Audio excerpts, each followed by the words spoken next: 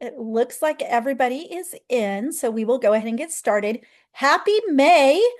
Savannah, I see that you're on and you are already out of school. Several others are getting ready to be out of school. I also know this is a very busy month, but I'm excited because um, we're so close to the end. This is my last MASL Message Live, and I have the distinct honor to introduce our author after I remind you of this um, notice that unauthorized recording of any part of this event is strictly prohibited without prior written permission. This includes video or audio recording, chat or AI generated transcriptions, and or screenshots. What's nice is that our author, Jarrett Lerner, has agreed to record this. So this will be available after our broadcast. So Jarrett, I am so excited that you joined me. First of all, I have to say, when I think back to my MASL leadership, your experience with Ed Camp Kansas and all those things really connected me with you early on in my career or earlier on in my career. And I have followed you since. I'm going to not share my screen so that we can all see you really well. I'm very excited because we were able to all read Work in Progress this year as our um, Mark state Twain. Mark Twain nominee. And I will turn it over to you. Would you like to introduce yourself and provide a small tidbit or small journey into your life as an author before and currently? Yeah, sure. Thank you all for having me. Thank you for doing what you do. Congratulations to those of you who already made it to the end of your school year. And I guess hang in there for those of you who are close but haven't yet. It's an honor to get some time with you guys and get to chat with you. Yeah, so I am an author and an illustrator of books for kids ages 0 to 14, pretty much. I do everything, every category of book between 0 and 14. Um, I am a kid who came a little bit later than a lot of authors to reading. I did not like reading. I avoided reading until my fourth grade teacher became my personal librarian. I didn't have a librarian in middle school, in elementary school, and he had a classroom library, and he did what any good librarian does. He took the time to really get to know me and understand what was important to me and figured out exactly what sorts of books might be able to crack me and turn me into a reader. And he spent the year trying to do that for me and other kids, and he succeeded. And pretty soon after that, I started falling in love with writing too. Um, and so I see my work, all of my books, as among other goals, always trying to persuade or emphasize for kids that reading has a place in their life. And that if they sit down and pick up a book, that the time they spend reading it will always leave them in a better place. It will give them something positive, whether it's joy, distraction, fulfillment, inspiration, motivation, um, guidance, whatever it is that reading belongs in their life. So I try to make books for all different readers to make sure they know that they should be reading. That's fantastic. I should have also mentioned before I introduce you that we will be integrating the chat feature in. So feel free to type in any questions or comments to Jarrett. Cool. We'll make Yeah. sure that we are watching for those as well. So first of all, I need to go back to what you mentioned earlier, your fourth grade teacher. And I know this may Yeah. date us a little bit, but what are some of those books that you remember growing up with that just turned you on to reading? Yeah. So until fourth grade, until my teacher, Mr. Lombard, I was only sort of offered books that I was sort of told I had to read. It was like curriculum books, and most of them were books that had been written. Maybe even all of them had been created before I was born. Sometimes long before I was born. And he gave me the first one that did it was Louis Sachar's Sideways Stories from Wayside School. And within one sentence, it was mind-blowing. I realized in one sentence that books could be irreverent, that they could be silly, that they could be joyous, that their primary goal could be to make you laugh and make your head spin with delight. And once I got hooked on that book, he brilliantly handed me There's a Boy in the Girl's Bathroom by Louis Sachar, with which makes you laugh and then makes you cry. Mhm. And by the end of that book, I was like, holy cow, books are unbelievable. It was like a 1-2 punch that sort of showed me the breadth of what books could offer me. And it just got me so excited to explore his classroom library and see what else books had for me. But those were really the two that that did it for me. I love that I have read all of those, and Louise Sackheim was one of those. It was my third grade teacher who gave me the Boy in the Girl's Bathroom, and one, yeah, loved it. What a book. Yeah. What a book. And all of those qualities that you mentioned about those books, I can totally see those qualities in your books as well, Oh, well, going all the thank way you. back to Engine Nerds Thanks. and all of that. Do you want to talk about some of your earlier writing before we move into Yeah. in progress? And yeah, and speaking of engine nerds, it's my first series, middle grade novel. Tomorrow actually is an exciting day for engine nerds. So there's three engine nerds books. I have them right here, three middle grade novels, and they're all under 200 pages, which I think is increasingly rare for middle grade novels. They have very short chapters, sometimes that short, which keeps kids reading and gets their confidence up. But tomorrow, my publisher is putting out this, which is the Engine Nerds 3-in-1. And as you can see, it's epic. It's a single volume with all three books in one.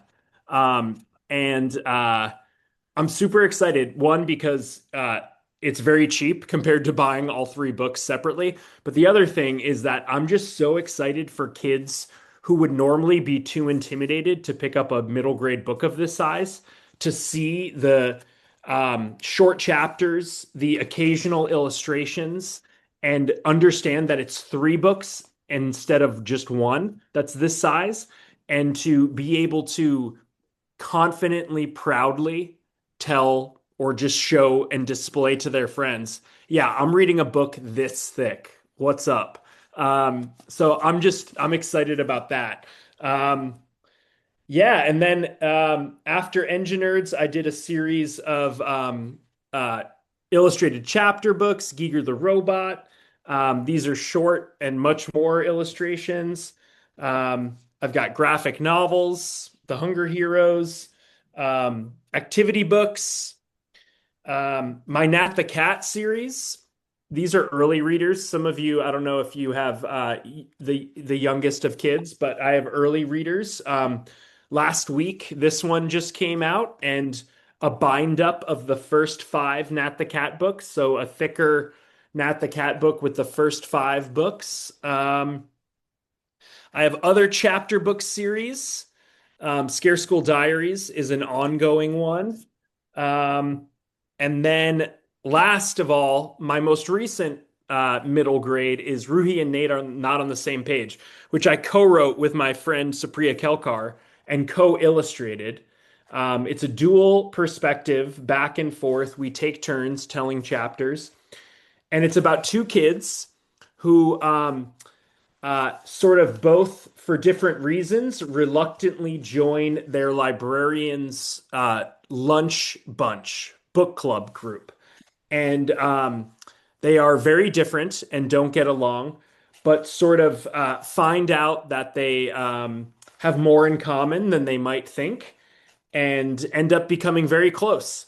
And then in the middle of it, right when they and their other book club partners are getting close, the school board in their town defunds their librarians. And they lose their librarians in their town, and the kids are distraught, and they think that the school board and the adults in their town who authorized and supported this do not understand what a school librarian does. Um, and so they try to speak to the powers that be and explain to the adults why it's essential that every school have a school librarian in a school library. And in large part, we wrote this book as a reaction to what was going on with our school librarian friends across the country. Um, we wanted to write a book together, and every time we sat down to brainstorm ideas, we just ended up talking about our school librarian friends who were dealing with an incredible amount of pressure and stress and scrutiny and misunderstanding and lack of appreciation and understanding and respect. And so that book sort of came out of that. So there's an overview of my career. Sorry, that was long. No, that is fantastic. And I knew that that book had just come out in March, and I was going to make sure that everybody read it just to encourage them throughout the summer because it is such a phenomenal book. Oh, thanks. You can tell the support and the love that you have and the kids have for their librarian, which is immediately one of the reasons why I love that you were my last interview of my presidential year because, yes, it's just the perfect book to end. That the series of author interviews. And as you were going through all of those, man, those brought back some memories. The COVID years. Like, do you want to talk about what you did during COVID? Like how you made Sure. Yeah. So and how these, you received so many, like I think so many people started following you just because of what you were willing to do. yeah. My So kids loved it. these two activity books came out of COVID. Um, but basically, if you can remember, if you haven't repressed all these memories, um, when we realized that COVID remote learning was not going to be 2 weeks long and might be far longer, I was really feeling for a lot of my teacher and librarian friends. And also, I was really concerned that a trend I had started seeing already was going to just get worse, which was that um, so-called extracurriculars or bonus classes, arts, anywhere where kids were really encouraged to explore their creativity, like the art class and stuff. And I thought that that was going to be taken away. And I also thought that because of the pressures and difficulties of remote learning, that the time that teachers and school librarians had to allow kids to have that creative outlet in their classrooms and their spaces in their libraries was also going to go away. I mean, it was just impossible to do almost anything remote learning. So I knew that that would be gone. Um, and so I started every day making activity sheets, creativity sheets that would get kids using their creative muscles and continuing to learn about the creative process, writing and drawing, making characters, thinking about how stories work, and creating their own stuff. And so every day I made usually 4 different activity sheets. I wake up early, and that's what I did every morning. And then I posted them onto my website for free download. And over the course of the, first several months of COVID, I made hundreds of these sheets. Um, and yeah, people still are discovering them and using them. Often they're used as like early finishing work in classrooms and soft starters at classrooms and in libraries. They're often put in a corner. I've seen several librarians get like those, how what they sometimes use for mailboxes in schools Mhm. with all those different size slots. They'll just put a bunch of different activity sheets in there for kids to grab in the library.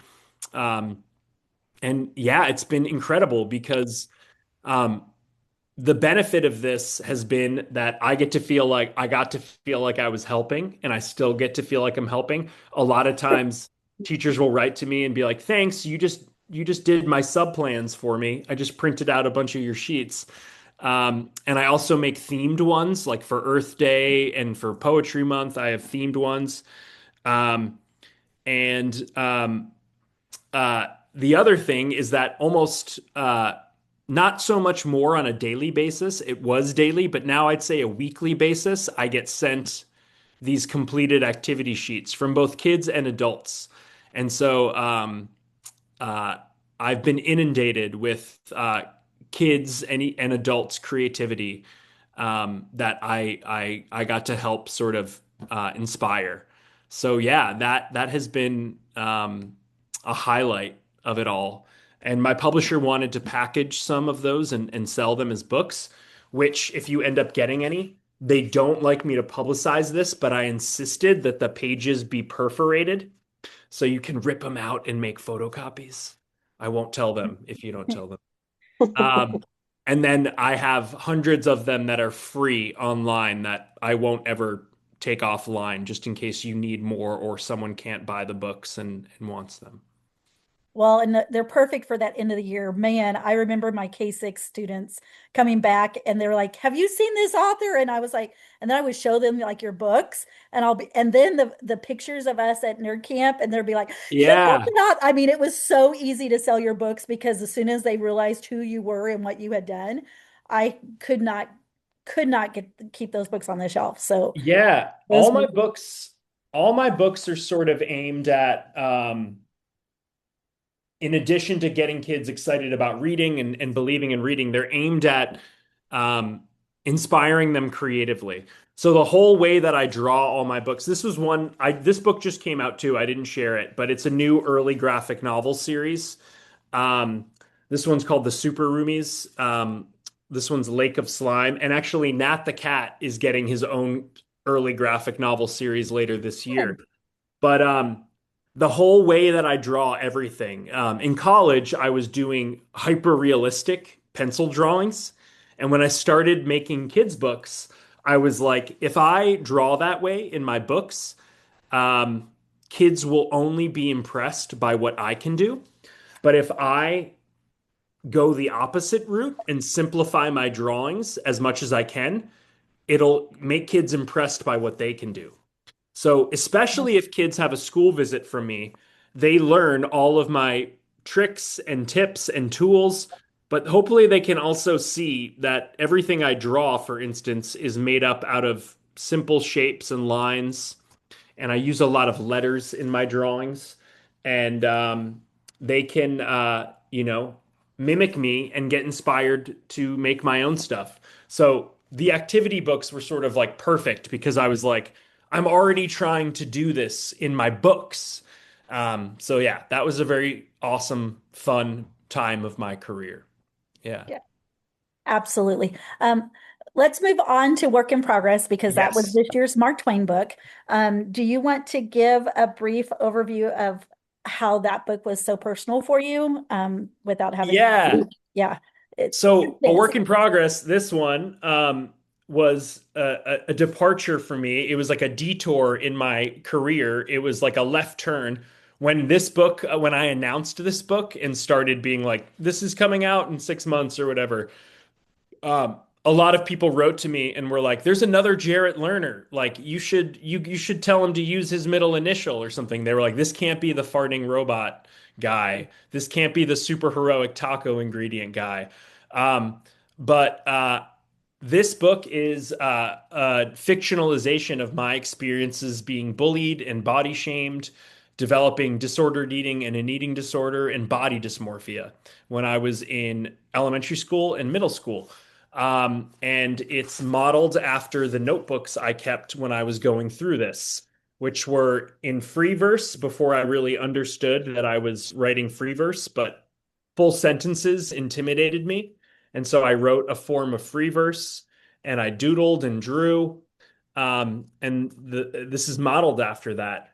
Um, and I always wanted to create this book. I always wanted to tell this story because I think I needed to wrap my head around it and see that part of my life in a more productive and positive and healthy way.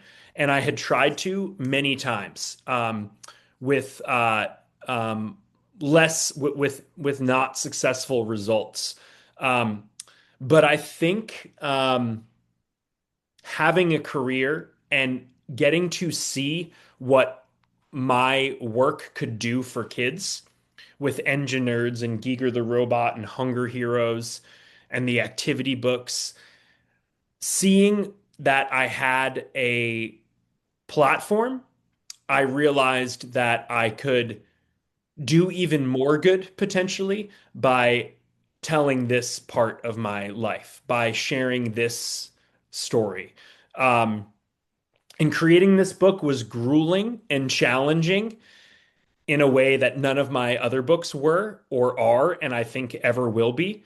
It was incredibly challenging, but I pushed through, and a large part of the reason I did was because I was told by my agent and my editor and my wife and close friends of mine who write these sorts of books, these heavy, much more serious books, that it could do a lot of good.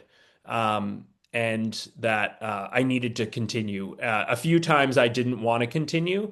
And I'm lucky that I had a support system who encouraged me to really go the distance and really to be sort of corny, pour my heart out into this book really, um, and really put it all on the page. And then I've been touring with it now for 3 years.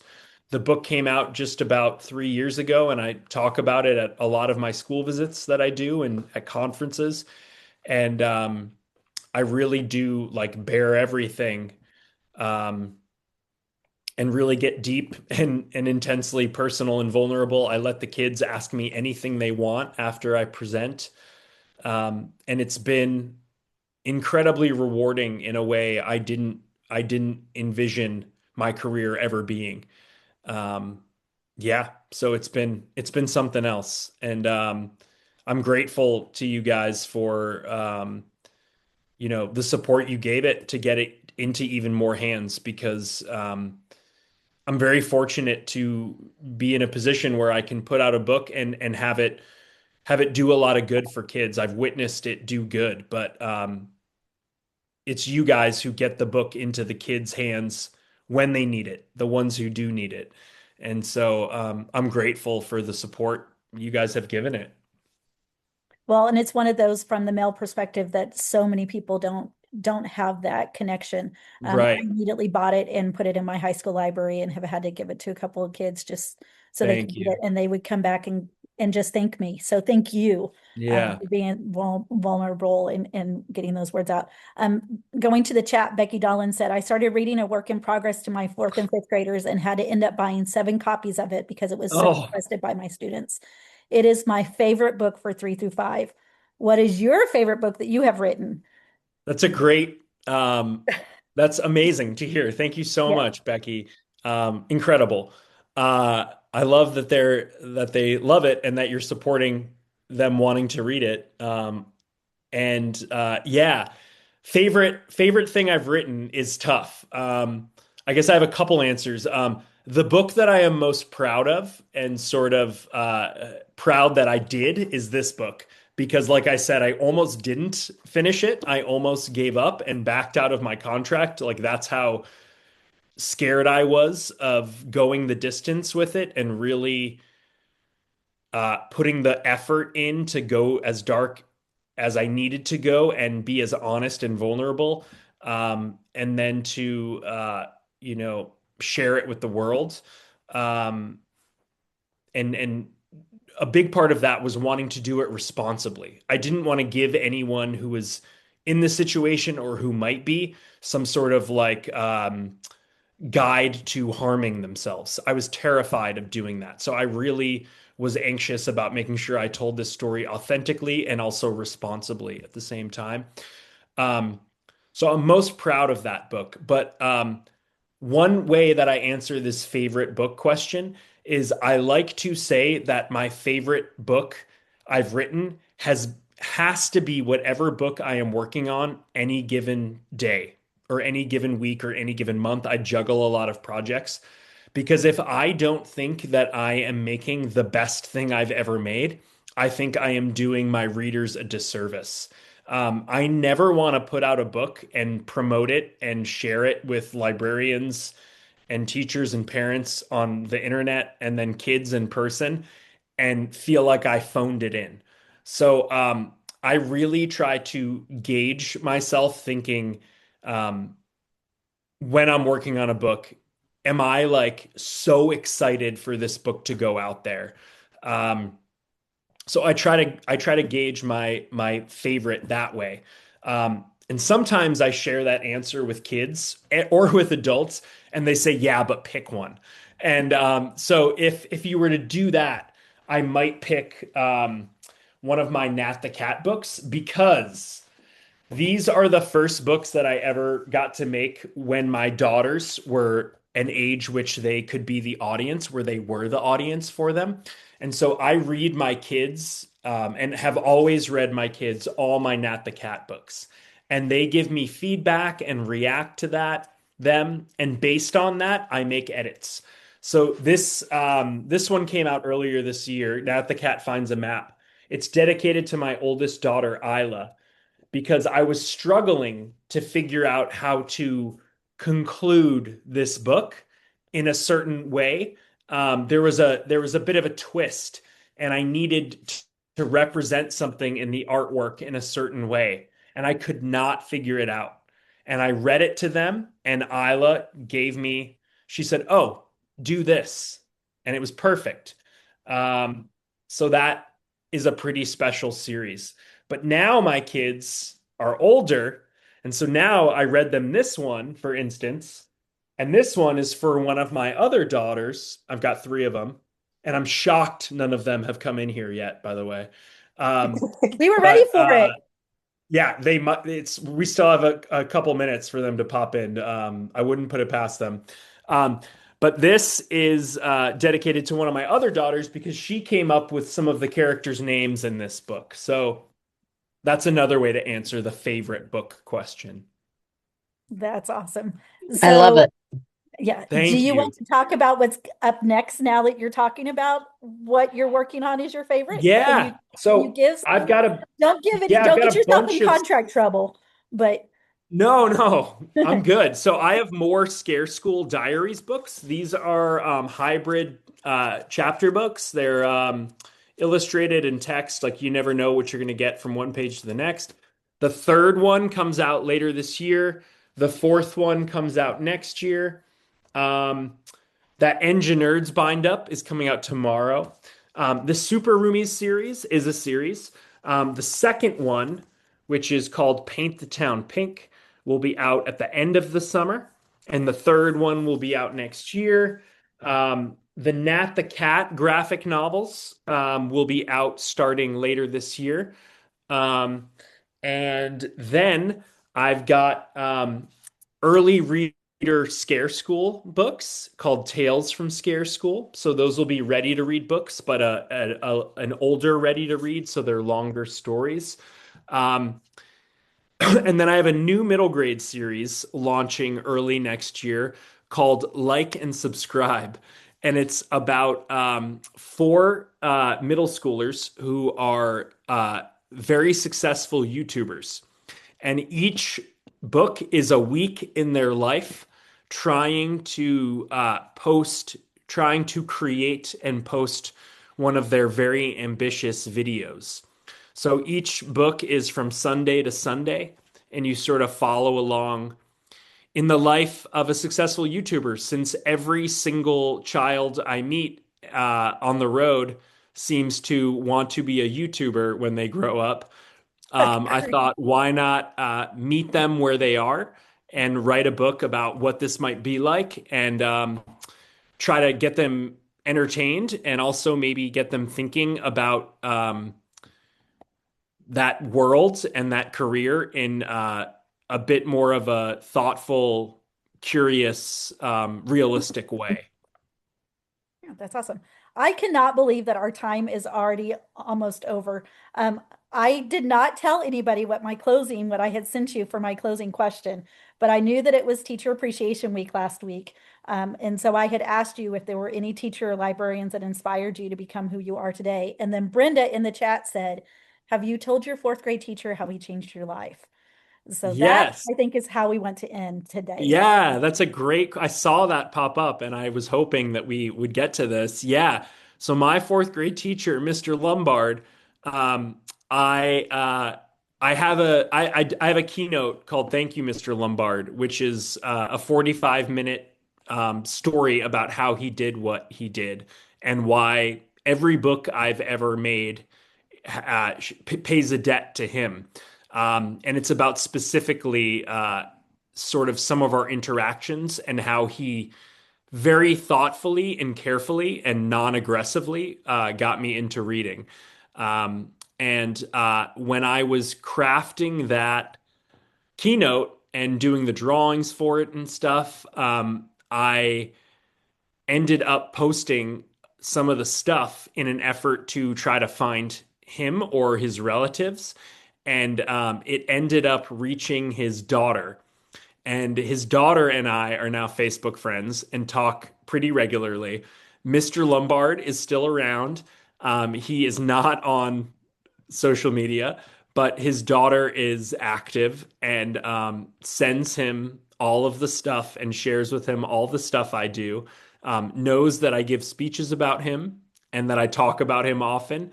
And one of my upcoming books, the third Scare School book, is about Bash being challenged by one of his teachers in Scare School really intensely and sort of through the process getting frustrated with him, but then realizing that it's because he sees so much potential in him and finding a softer side in this teacher. And that this third book in that series is dedicated to Mr. Lombard.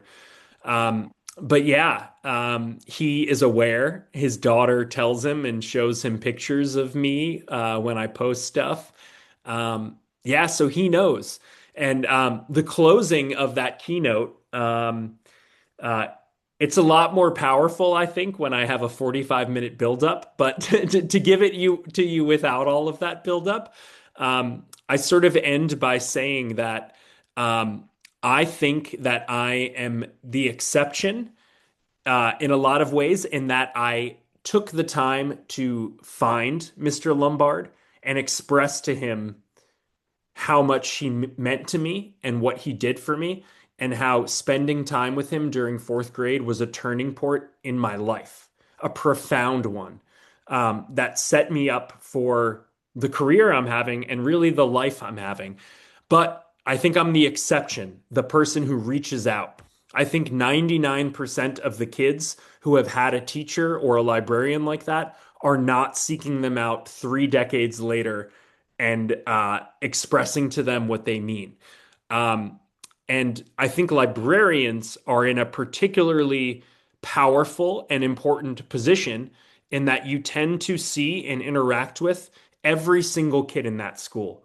You don't have 25 kids a year, you have hundreds likely. And the library is a special space that encourages self expression and vulnerability and openness and exploration.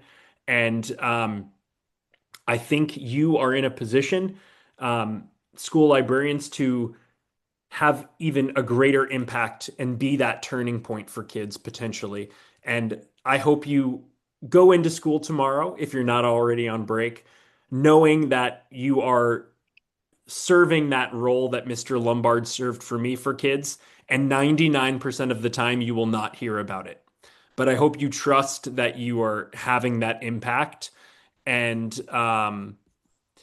yeah, that you're doing a tremendous amount of good for a tremendous amount of kids on a daily basis. Thank you for ending my presidential year with such a fantastic interview. And Hmm. I I can't thank you enough, Jared. That was Thank you fantastic. So guys. thanks for joining us. Even if your daughters weren't available to come in and tell their favorite thing about having their dad as a author, we can make up those answers. So we greatly appreciate the time that you have taken and enjoy the rest of your evening. Yeah, thank you guys so much. This was great. And yeah, if I can do anything else for you guys, let me know. Um, yeah, I'm happy to have gotten a chance to hang out with you guys. Thank you for doing what you do. Have a great rest of your school years. Thank you. Thanks, Jarrett. Missouri truly does love you. Oh, So, I hope to be back soon and see you all. yeah. Bye, everyone. Bye. Bye. I will go back and share our Mazel message live and end up turning things over. I believe the first thing up is intellectual freedom. Andrea, are you available to talk about the grants that are still available? I am, and I'm sitting outside because it's so gorgeous tonight, and I can smell my flowers on the deck and all that. The ones I bought on the way home from spring conference in Tipton. So, anyway, can you hear me? Yeah, Mhm. Okay, good. great. Sorry, tiny faces, and I needed the feedback. So, um, yes, we do still have a few grants available, but um, would love to get some more applications. We've given away, I believe, around eight $500 grants in the last few months, and we still have a few more that we can award. So please get the word out, share. These can be available to not just school libraries or even not just libraries if there are groups or entities that could use the funds toward you know, uh, access to resources, intellectual freedom related issues. We just want to make sure we make those available. So please help us get the word out about that. Absolutely. Are you ready to move on to the next thing? Yep. Okay. The next thing is our summer PD. So Matt and Andrea, take it away. Tell us everything that we need to know. I Adrian, want Matt to start. oh, hey everyone. Our summer PD is coming up. Two things very importantly. It's called The Best Chapter Yet, and it will be in at the Missouri Innovation Campus on Wednesday, July 29th. And we have a pre-conference event scheduled on Tuesday, July 28th, and Andrew's going to talk about it. Yeah, we have some school tours. I'm kind of tightening up the schedule on the school tour side. So it may start a little bit later than 8. We'll have at least 3 schools. The last one will be in North Kansas City, where the afternoon meetings will take place for those that are on that have afternoon meetings. So that'll be nice. And then have a nice list of Kansas City area bookstores kind of coming together that we'll share to registrants. So would encourage you, if there's any downtime while you're in Kansas City, to, check those out. And then we will have a rabbit hole event um, for anybody attending at 3 o'clock. So really excited to do that and experience that with fellow librarians, and then a social event at Chicken and Pickle, which is just down from Rabbit Hole, so all very close. And you don't have to play pickleball. I was thinking about this after spring conference. I'm like, I think people think they are going to be expected to play pickleball. By all means, if you want to play pickleball, you can work that out. But really, it's just a place to go eat. So I just wanted you to know that. Like, it's got some great, I don't know, American bar style food, that kind of stuff. But again, Jill says she's going to beat you on the pickleball court, Matt. But anyway, that'll be really fun. So, and then we want And to I talk say, bring it, Jill, bring it. I'm gonna And practice, Matt. I'm gonna be ready. and so, and just we want also let you know that you do not have to attend to all of these events on that Tuesday. You pick and choose if you want to be there early for the visit the school libraries you can. I think I gain the best PD is visiting other librarians where they work and other their library because I think you get so much information that way. But again, pick and choose what you want to attend. On Wednesday, July 29th, we'll start early with a breakfast that Jill is excited to provide for us.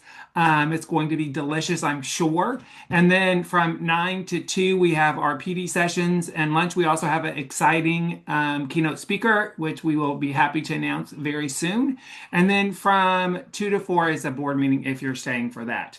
Registration is open and there are several hotels nearby. I think I booked mine close to like 2 miles from the Missouri Innovation Campus. So, and those rooms are available. And the last thing is, most importantly, please, if you want to present that day on July 29th, there is a form online um, with on the event page. It's very easy form. I think it asks 3 questions. So please take a moment and fill out the form. Or if you attended a fabulous spring conference workshop and you think that would be benefit us at Summer PD, please reach out to those who presented and say, "Hey, you should present this again," because that's a great compliment to those who presented, and it's also helps let other people hear that the information they shared. Anything else, Andrea? No, I think that's it. I'm excited. Quick question. When is the deadline for the presentation proposals? There's no hard deadline. It is just as soon as possible. I think we put maybe May 15th, Andrew, didn't we say? But if it's after that, it's okay. We're going to meet early next week and really take a close look, but get those in and we'll be excited to get the session scheduled. Fantastic. And I think we're working on authors too, Andrea, aren't we? And Jill, aren't we going to have like an author event as well? We I think we'll are, have yes. yeah, we'll have at least a few authors there. So much fun. And what a great way to start the school year. I am so excited. And I'm even more excited. That's the last of my slides for MASL Message Live. So I am officially finished with all MASL Message Lives for the school year. Hope will take over and be fantastic next year. So I'm looking forward to seeing what is in the future with the authors and other events that she has planned. So excited to pass on the baton to the future of MASL. So looking forward to seeing everybody in July and hope that you have a very blessed rest of the school year and a relaxing and rejuvenating summer. So talk to everybody soon. Oh, I have one more thing in the chat. Let me look and see. Other than beating Matt in pickleball. Great job. Oh, Becky, you're so sweet. It's because it's really easy when I have everybody behind me doing all the work. So with that, we will sign off a good 15 minutes early, but go enjoy the rest of your evening and the wonderful weather, because I'm certain if I go outside, it'd be just as wonderful as what Andrew is experiencing. So, have a blessed night. Thanks, everybody.